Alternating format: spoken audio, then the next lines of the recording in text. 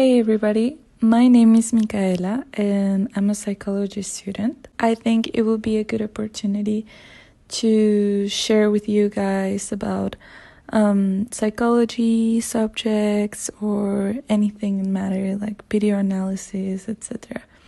So, as you can see in this title, last year I started watching Gilmore Girls, right?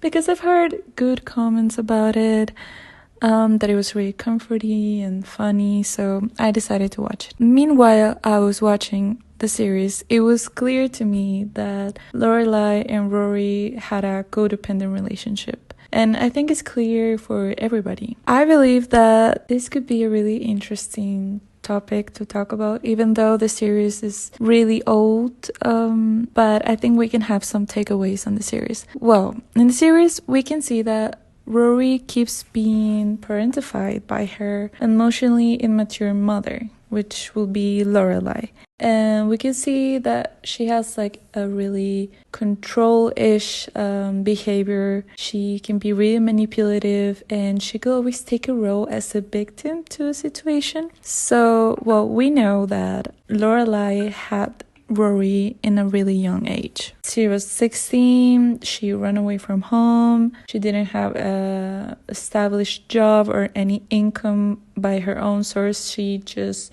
got that before she left home and she went to another place. Even though she has really wealthy parents, her relationship with her mother, it's really different than what we can see with Rory and Lorelai, right? And well, Lorelai really portrayed Rory as her best friend. It looks even like a sibling dynamic. So the show really seems to carry these concepts along the whole series. It's also showing that there are no boundaries. Lorelai is really involved in every aspect of Rory's life. And as I said before, it really shows a lot of manipulation and controlness over Rory's life. I feel like there's a lot of projection between Rory, like from Lorelai's dream that, okay, she didn't went to any like good college, even if she could have. So Rory had this dream to go to Harvard since childhood. We all have dreams since childhood that sometimes they change. So Lorelai keeps pointing out that this is Rory's dream since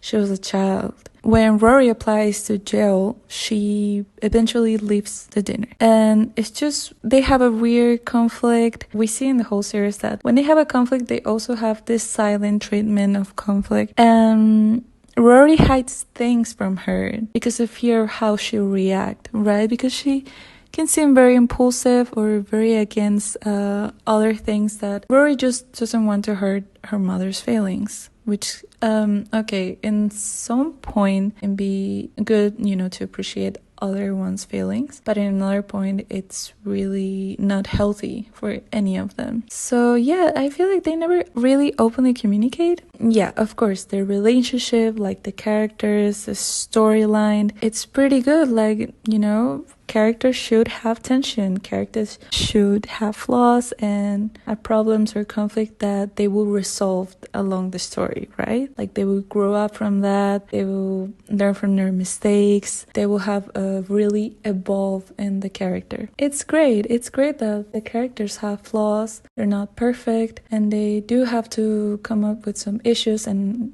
need to resolve them, but they don't really seem to grow from that phase, because the story-wise they don't really seem to like grow from the codependent relationship or learn from those type of mistakes. It just keeps going and going, and it kind of made me cringe a little bit. What's the message here? Okay, codependent relationships among parents and sons and daughters, it's a thing and a lot of people have it, and not everybody has a really loving and supportive mother, which can be really nice to watch, but they don't really seem to be growing from the context or evolving in other ways. I don't think that's a great message from the situation, but I understand that it could be really relatable. Also, I understand why it could be cringy to watch and uncomfortable, because you get so annoyed by the same people making the same mistakes, and I don't know, I had to stop watching the show because it got myself really uncomfortable. Like, oh, please just try to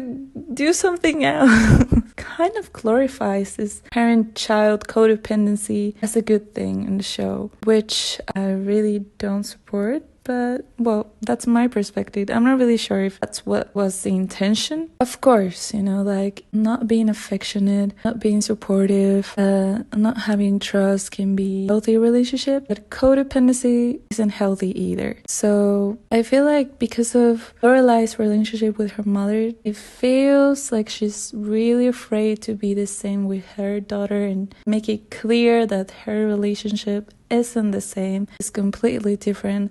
But it's also like falling apart in some points. But Rory was very talented, very academic wise, very privileged because she has wealthy grandparents and she has the support of a whole town community. She was very career focused, but then all these things, she worked so hard, like a lot of things didn't go her way. It wasn't as she expected it to be. So I'm thinking, what if that has to do with her codependency? I'm not saying she failed at her life or work life, but I'm saying she had some really up downs, which everybody has, but she couldn't really handle it and overcome it, and it was pretty hard because I think it's a really interesting topic that a lot of people go through with codependent relationships, whether it's your partner or your mother or your dad or somebody else. Relatable to fall into these codependency relationships.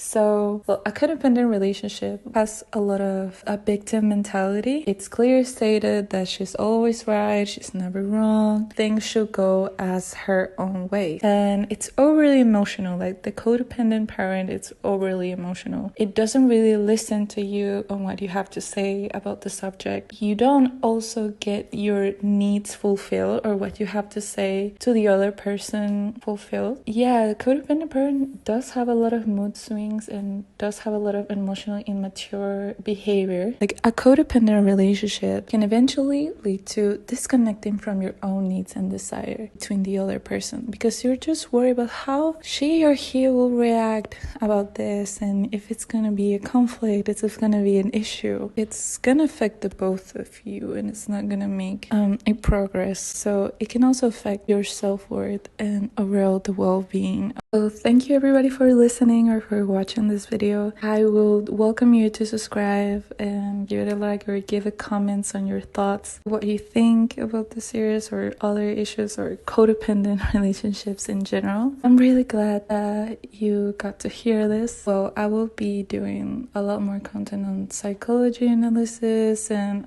all that kind of stuff, which I think could be really interesting to talk about. So thank you all for watching, and I'll see you next time.